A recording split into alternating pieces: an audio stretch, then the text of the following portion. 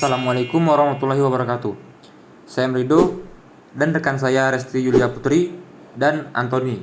Kami dari kelompok ketiga, di mana pada video ini kami akan membahas tentang perbuatan yang melanggar hukum positif tertulis dan hukum tidak tertulis. Seperti apa videonya? Simak videonya berikut.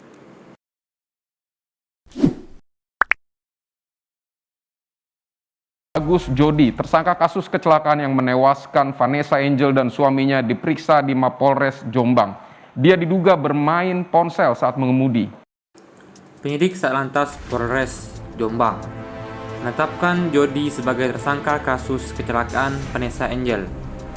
Sopir sekaligus fotografer Vanessa itu disangka dengan pasal 310 ayat 4 dan pasal 311 ayat 5 Undang-Undang RI Nomor 22 Tahun 2009 tentang Lalu Lintas dan Angkutan Jalan. Jody sudah sepekan ditahan di rutan Polres Jombang. Itu sejak Kamis malam. Ia ditempatkan satu sel dengan tersangka tindak pidana lainnya. Menurut Nur Hidayat, hingga kini kondisi supir Vanessa Angel itu dalam keadaan baik. Kondisi Jody sehat. Kemarin sudah dicek. Semuanya uji narkotika miras sudah dilaksanakan. Hasilnya negatif. Kondisinya memang sehat dari awal, terangnya. Artis Vanessa Adzania alias Vanessa Angel, 27 tahun. Dan suaminya Febri Adriansah alias Bibi, 31 tahun, tewas dalam kecelakaan tunggal di KM 672 Astra Tol Jomo pada Kamis 4-11 sekitar pukul 12.30 WIB. Mobil Pajero Sport bernomor polisi B1264 BJU yang mereka tumpangi menabrak barir di sisi kiri jalan. Mobil sport warna putih itu dikemudikan Tubagus Jody, 24 tahun, warga Kelurahan Bubulak, Kecamatan Bogor Barat, Bogor. Vanessa dalam perjalanan dari Jakarta ke Surabaya bersama putranya Gala Sky Adriansah 1 tahun 7 bulan dan pengasuh Gala Siska Lorenza 21 tahun, warga Cililing, Bandung Barat. Gala selamat dengan luka di mata kiri dan lecet di dahi kanan. Jody hanya mengeluh nyeri pada pinggul, sedangkan Siska menderita luka pada tangan serta 2 jari dan 2 giginya patah. Analisis. Dengan penelusuran dari polisi, beberapa saat sebelum kecelakaan terjadi, tersangka Jody ini sempat memosting dirinya yang sedang mengendarai mobil dari Vanessa dengan kecepatan mencapai 130 km per jam. Nah, dengan hal tersebut, maka dari itu polisi menyimpulkan bahwa kecelakaan tunggal yang terjadi di tol Jomo itu disebabkan karena kelalaian dari sopir. Maka dari itu, Jody selaku sopir dikenakan hukuman pidana pasal 310 ayat 4 Undang-Undang Nomor 22 Tahun 2009 tentang Lalu Lintas dan Angkutan, yang berbunyi setiap orang yang mengemudikan kendaraan bermotor yang karena kelalaiannya mengakibatkan pidana penjara paling lama 6 tahun dan denda paling banyak 12 juta rupiah. Maka dari itu, sangat pentingnya fokus dalam berkendara dan jangan main HP saat berkendara, karena ada sanak saudara yang senantiasa menunggu kepulangan kita ke rumah dengan selamat.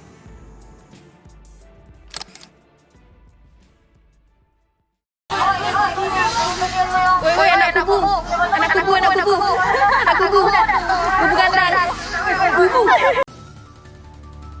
Sejumlah mahasiswi Universitas Jambi viral akibat diduga menghina desa Kubu Kandang, Batanghari, Jambi.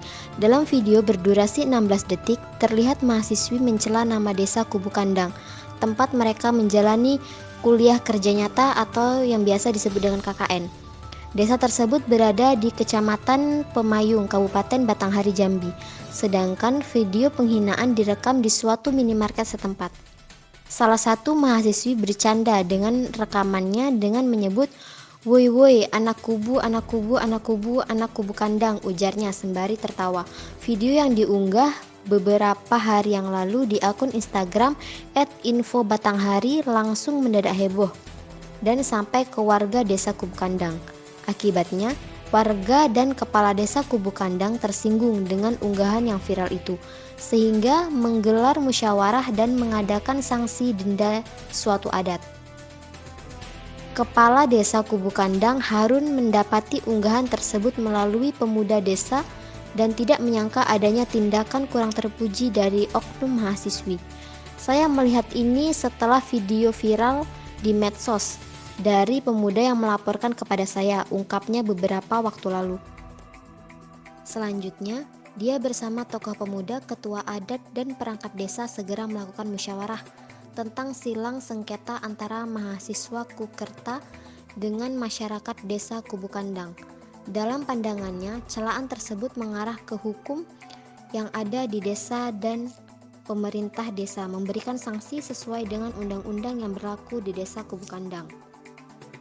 Kita sudah melakukan sidang adat untuk menyelesaikan masalah mahasiswa Kukerta yang mencela nama desa Kubu Kandang karena di desa kami ada hukum dan adat terkait sanksi dan denda pelecehan nama desa Kubu Kandang, tukas Harun. Dia menambahkan baik perbuatan, tingkah laku, dan perkataan sudah ada di undang-undang desa, maka mereka harus bertanggung jawab. Kalau salah cakap, kita bisa memberi sanksi orang menurut aturan adat dan mereka telah melecehkan nama desa, maka dikenakan sanksi sedang, ucapnya. Menurutnya, pemerintah desa sudah sepakat melalui musyawarah desa pada Minggu tanggal 21 November lalu.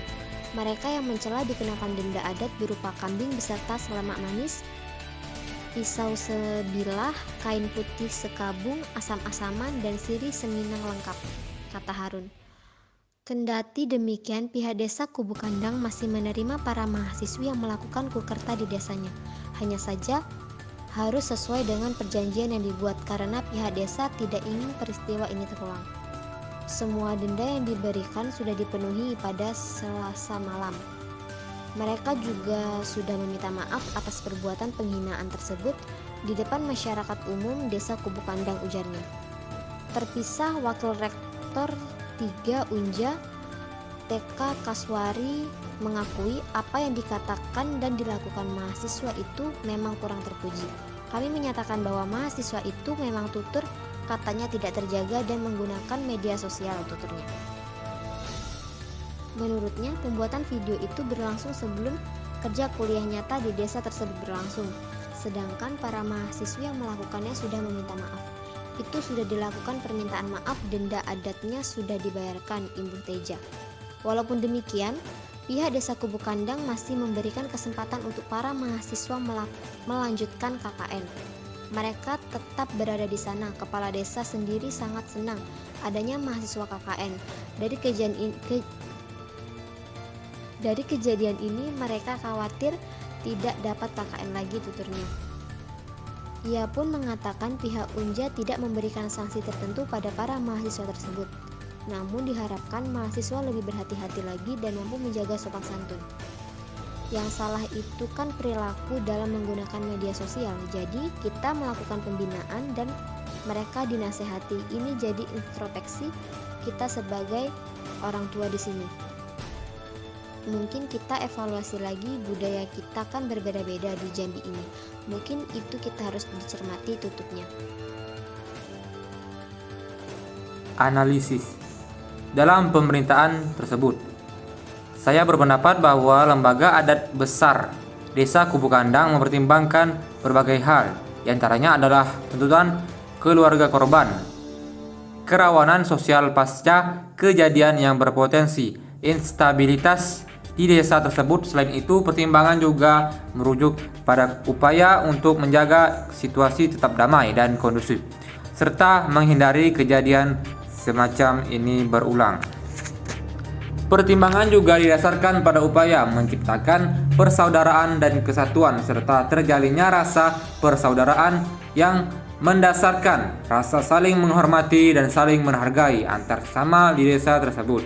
Sekaligus upaya menghilangkan rasa permusuhan dan dendam fitnah di tengah masyarakat terhadap mahasiswa tersebut. Maka dari itu, desa tersebut tetap menerima mahasiswa yang KKN di desanya untuk kedepannya. Hanya saja permintaan desa tersebut hal ini semoga tidak terjadi lagi.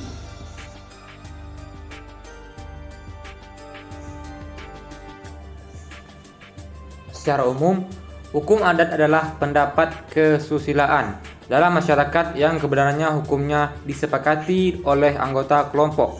Keberadaan hukum adat ini juga diakui secara sah oleh negara.